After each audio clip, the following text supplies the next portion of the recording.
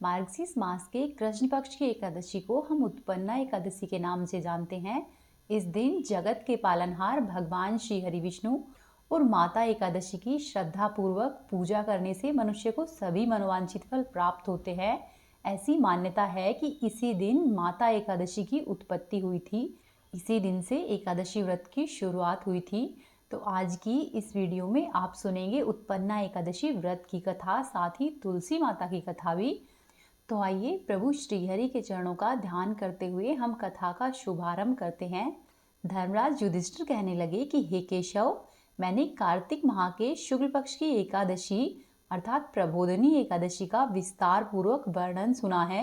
अब आप कृपया करके मुझे मार्गशीर्ष माह के कृष्ण पक्ष की एकादशी के विषय में बताइए। इस एकादशी का क्या नाम है तथा इसके व्रत का क्या विधान है, इसकी क्या विधि है और इस व्रत को करने से मनुष्य को किन फलों की प्राप्ति होती है, यह सब कुछ मुझे विस्तार पूर्वक बताइए। भगवान श्री कृष्ण बोले कि हे धर्मराज, मार्गशीर्ष माह के कृष्ण पक्ष में आने वाली एकादशी को हम उत्पन्ना एकादशी कहते हैं। यह व्रत शंखोद्धार तीर्थ में स्नान करके भगवान के दर्शन करने से जो फल प्राप्त होता है उसके बराबर पुण्य दिलाता है।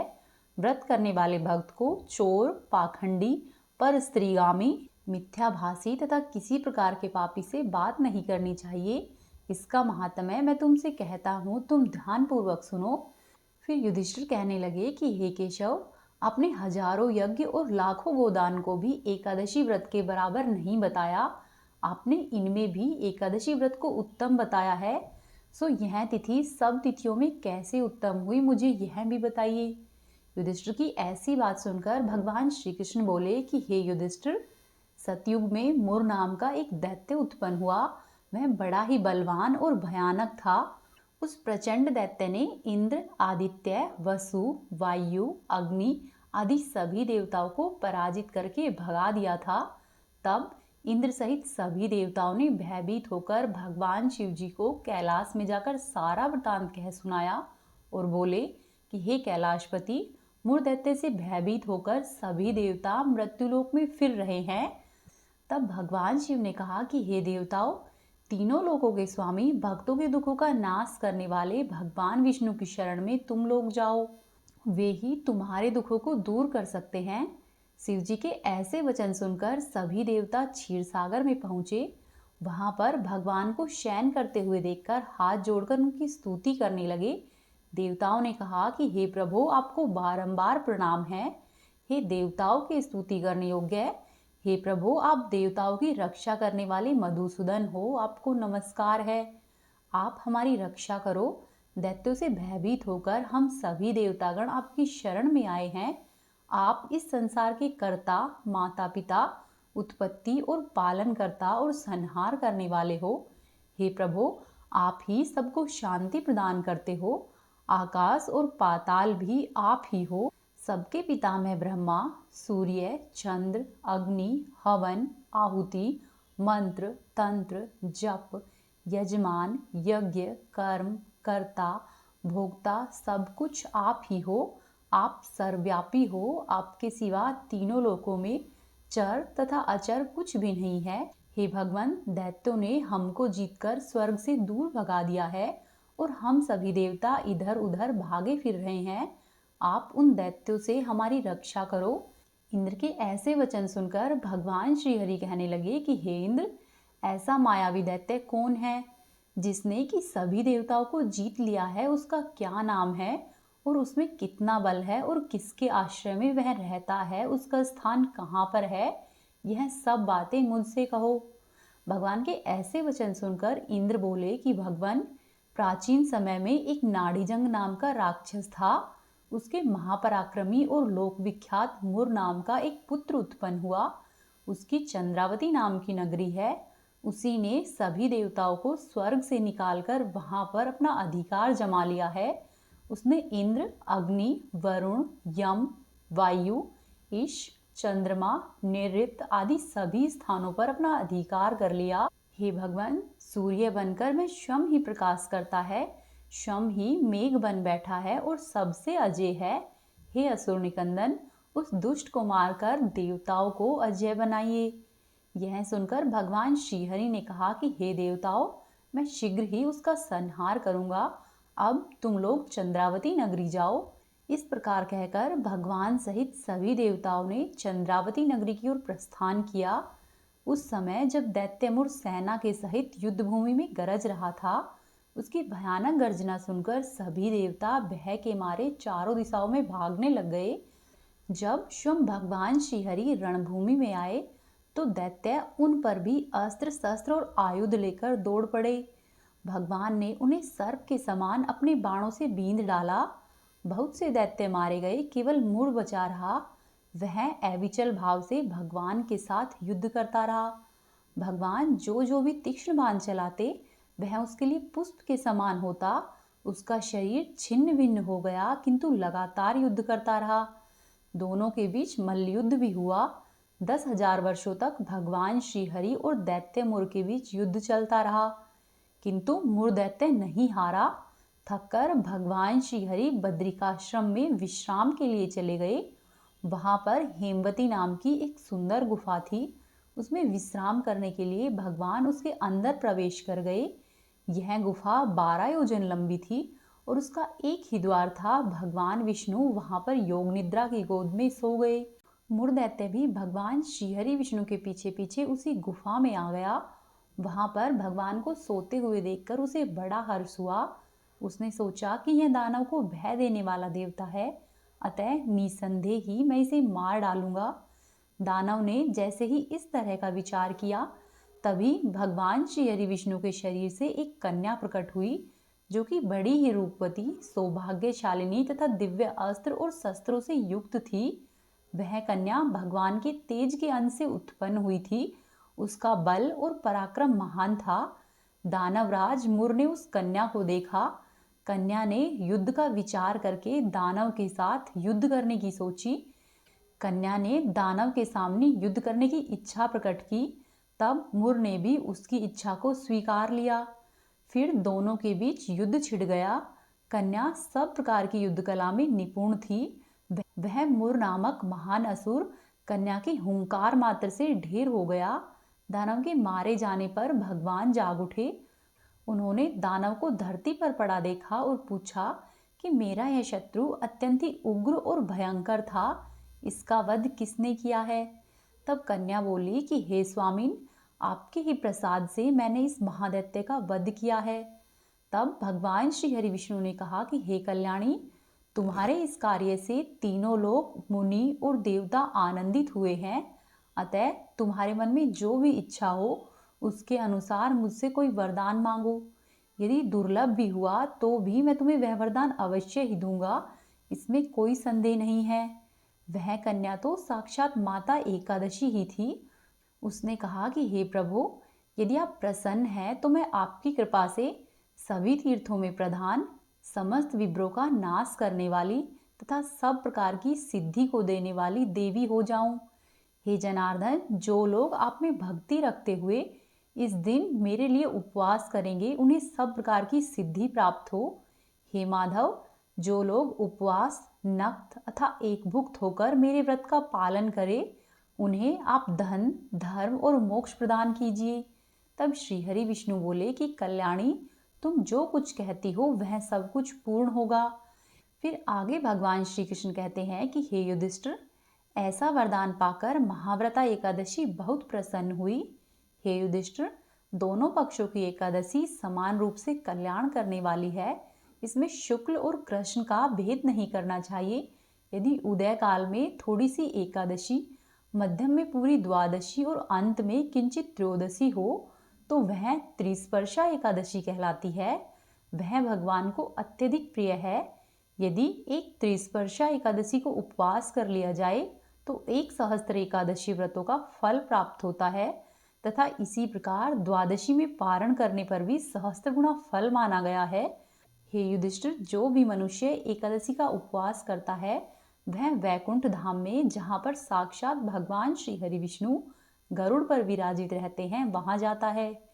जो भी मनुष्य हर समय एकादशी के महात्म्य को पढ़ता है, उस मनुष्य को सहस्त्रों गोदान के जितना पुण्य फल मिलता है।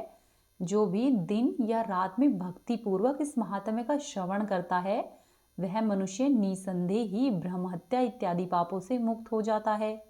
एकादशी के समान पापनाशक दूसरा कोई व्रत नहीं है।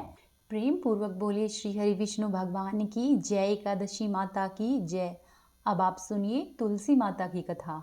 एक बार की बात है, एक नगर में एक गरीब ब्राह्मण अपनी पत्नी के साथ रहता था। वह ब्राह्मण भिक्षा मांगकर अपना गुजारा करता और भगवान की पूजा में लगा रहता था।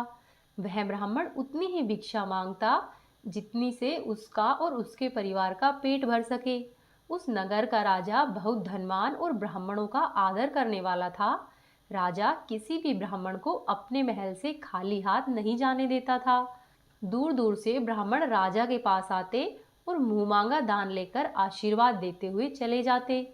एक दिन ब्राह्मण की पत्नी ने ब्राह्मण से कहा कि दूर दूर के ब्राह्मण राजा से मनचाहा दान लेकर चले जाते हैं और तुम यहाँ के यहाँ पर एक दिन भी राजा के पास नहीं गए। जन्म भर कंगाली कहाँ तक झेलूं? जाओ, आज तुम भी जाओ और राजा से कुछ मांग कर लेकर आओ। ब्राह्मण ने अपनी पत्नी को समझाते हुए कहा कि तू तो बावरी है, हमें धन की क्या जरूरत है।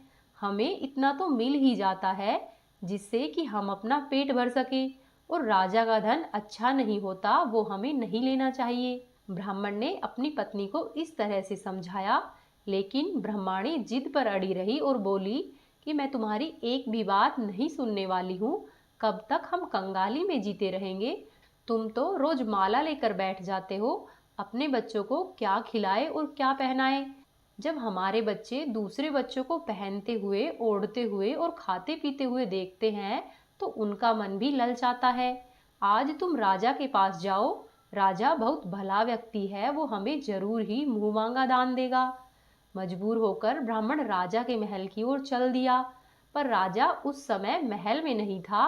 ब्राह्मण को वापस लौटना पड़ा। दूसरे दिन ब्राह्मण की पत्नी ने ब्राह्मण को फिर से महल भेज दिया, परंतु उस दिन भी राजा फिर से महल में नहीं था। तीसरे दिन जब ब्राह्मण महल में गया तो उसे वहां पर राजा मिल गया और उसने ब्राह्मण का खूब स्वागत सत्कार किया और ब्राह्मण को आसन पर बिठाया। और राजा ने 2 दिन नहीं मिलने के कारण ब्राह्मण से क्षमा भी मांगी।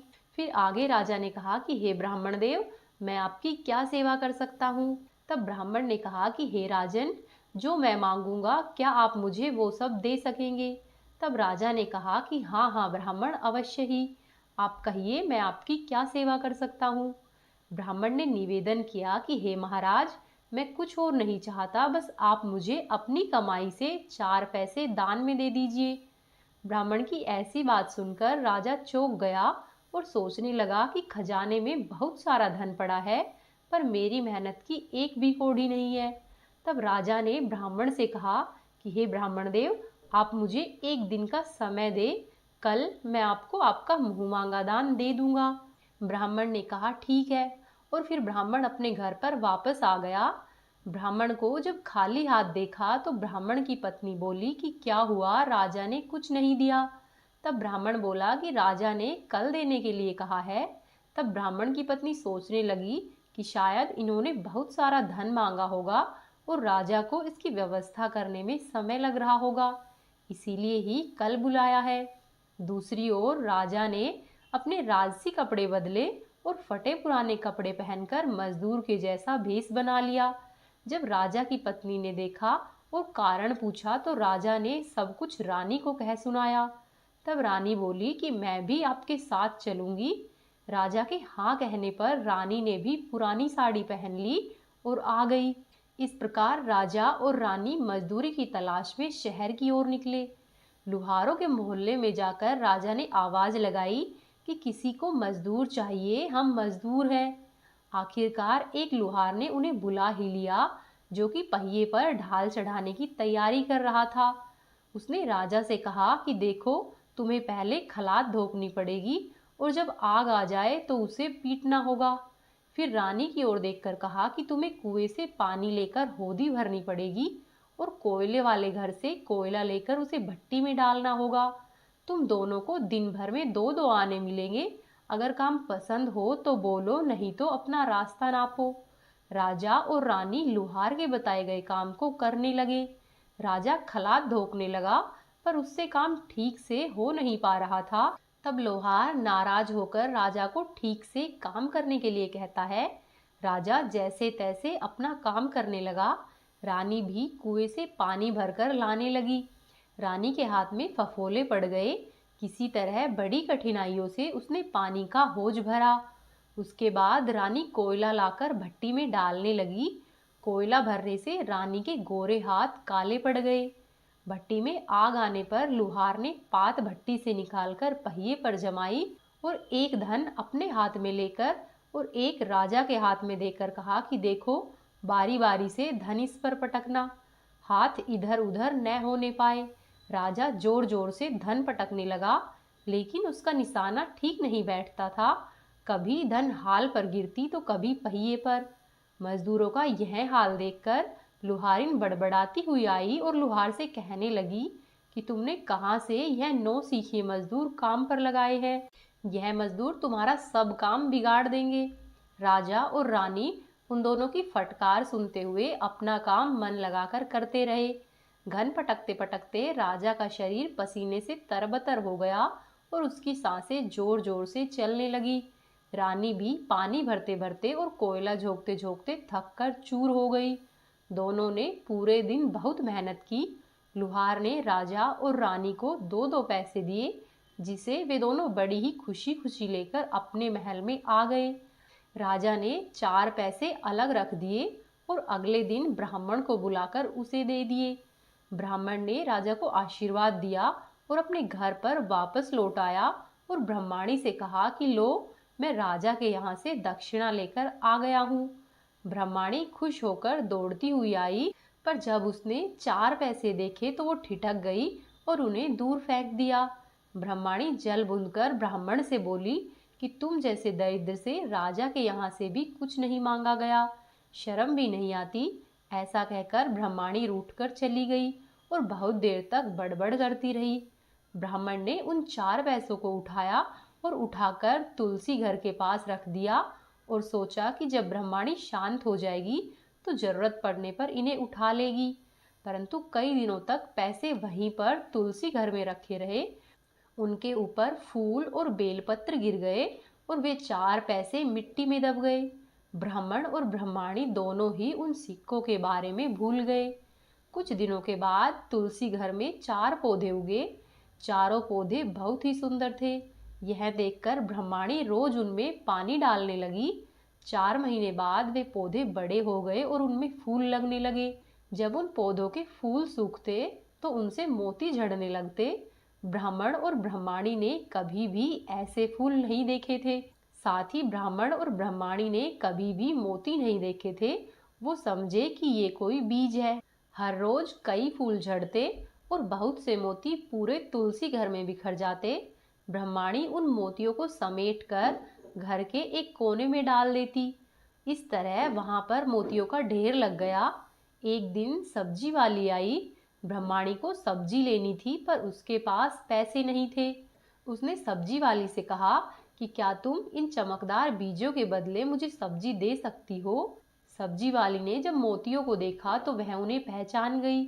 उसने खुशी खुशी ब्रह्माणी को उन मोतियों के बदले उसकी मनपसंद की सब्जी दे दी। अब से हर रोज ऐसा होने लगा। ब्रह्माणी और सब्जी वाली दोनों ही खुश थे। सब्जी वाली यह सोचकर खुश थी कि मुझे 1 पैसे की तरकारी के बदले हजारों का माल मिलता है, और ब्रह्माणी यह सोचकर खुश थी कि इन बीज के बदले सब्जी मिल जाती है। इसी प्रकार से कई महीने बीत गए। उधर राजमहल में कई राजहंस थे जो कि मोती चुगते थे। राजा का यह नियम था कि जब राजहंस मोती चुग लेते थे उसके बाद ही राजा और उसका परिवार भोजन करता था। एक समय के बाद राजा का सारा धन उन मोतियों और दान दक्षिणा देने में ही खर्च हो गया। अब राजा को मोती खरीदने के पैसे तक नहीं बचे थे। यह खबर पूरे नगर में फैल गई। ब्राह्मण और ब्रह्माणी को जब यह पता चला तो उन्होंने विचार किया कि हमारे राजा और हमारी रानी दोनों ही बहुत नेक दिल है। उन्होंने अपना सब कुछ दान कर दिया है, यहाँ तक कि शायद उनके पास खाने के लिए भी कुछ नहीं है। ऐसी हालत में हमें उनकी मदद करनी चाहिए। तब ब्राह्मण ने ब्रह्माणी से कहा कि अगर तुम कहो तो इनमें से कुछ बीज मैं राजा को दे आऊं। तुम कहती हो कि इससे सब्जी और खाने की चीजें मिल जाती है। तब ब्रह्माणी ने कहा कि हाँ, मैं रोज इसके बदले में सौदा करती हूँ। ऐसा कहकर ब्रह्माणी एक टोकरी भरकर बीज ले आई। ब्राह्मण उस टोकरी को लेकर राजा के पास पहुंचा और वो मोती से भरी हुई टोकरी राजा को देते हुए उससे सारी बातें बताई। राजा उन मोतियों को देखकर चौंक गया। उसने मोती राजहंस को दिए और राजहंस उन्हें चुगने लगा। यह देखकर राजा ने ब्राह्मण से कहा कि हे ब्राह्मण, यह कोई साधारण बीज नहीं है, ये तो मोती है और एक एक मोती सैकड़ों रुपये का है। आप सच सच बताओ, आपके पास इतने मोती कहाँ से आए? तब ब्राह्मण बोला कि हे महाराज, ऐसे बीज तो हमारे घर पर बहुत है। और ब्राह्मण ने सारी बात राजा को कह सुनाई। राजा अपने मंत्रियों के साथ ब्राह्मण के घर पर पहुंचा और उन चारों पेड़ों को देखा। पूछताछ में ब्राह्मण ने वह सिक्कों वाली बात भी राजा को बताई। फिर जब राजा ने पेड़ों को ध्यान से देखा तो उनकी जड़ के पास वही सिक्के चिपके हुए थे जो राजा ने ब्राह्मण को दान में दिए थे। आज ब्राह्मण और ब्रह्माणी को मालूम हुआ कि उनके पास लाखों करोड़ों की दौलत है, जिसे वे साधारण बीज समझते थे। असल में वो तो मोती है। ब्राह्मण ने सोचा कि मेरे लिए यह धन किस काम का है। ऐसा सोचकर ब्राह्मण ने सारे मोती राजा को दान में दे दिए। उस दिन से राजा ने भी प्रण कर लिया कि मैं खजाने के पैसों से एक भी पैसा अपने लिए नहीं खर्चूंगा। खजाने और ब्राह्मण के दान को राजा ने जनता के हित में और धर्म कर्म के कार्य में लगा दिया। हे तुलसी माई, जैसी आप ब्राह्मण पर प्रसन्न हुई है वैसी ही सब पर रहना। इस कहानी को कहने वाले, सुनने वाले और होकारा भरने वाले सबके भंडारे भरे रखना। जय तुलसा माई।